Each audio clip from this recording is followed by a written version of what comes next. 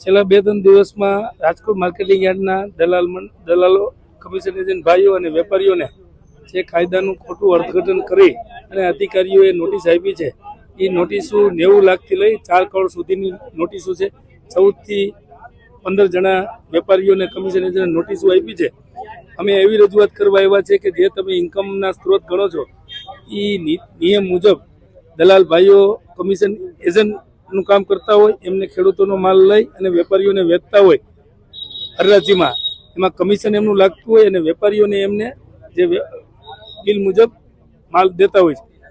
Income tax વિભાગે જે ખોટી રીતે એમની ઇન્કમ ગણી છે અને ખોટી કાયદાનું અર્થઘટન કરી અને જે નોટિસો આપી છે એમની સાચી સમજણ આપવા માટે અમારું પ્રતિનિધિ મંડળ, વેપારી ડિરેક્ટરો અને વેપારીઓ સાથે આવ્યા છે.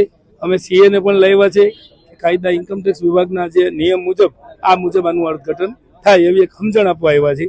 અને ભવિષ્યમાં જો આમાં કોઈ નિર્ણય ન આવે તો અમે રાજ્ય સરકાર અને કેન્દ્ર સરકારમાં ઇન્કમટેક્સ વિભાગમાં સુધી રજૂઆત કરશું અને સાચી રજૂઆત કરશું.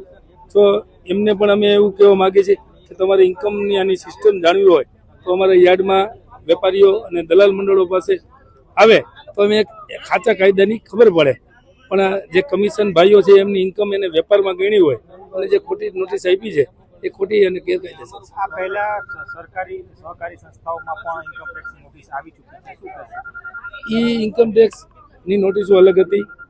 આ નોટિસ યાર્ડમાં વેપારીઓના વેપારી ઉપર જે ઇન્કમટેક્સની નોટિસો આવી છે એ હિસાબ તો રાખતા જ હોય, બધું ચેકથી વહીવટ થાય છે અને એમની ઇન્કમ વાર્ષિક થતી હોય એની ઉપર ટેક્સ ભરતા જ હોય. પણ જે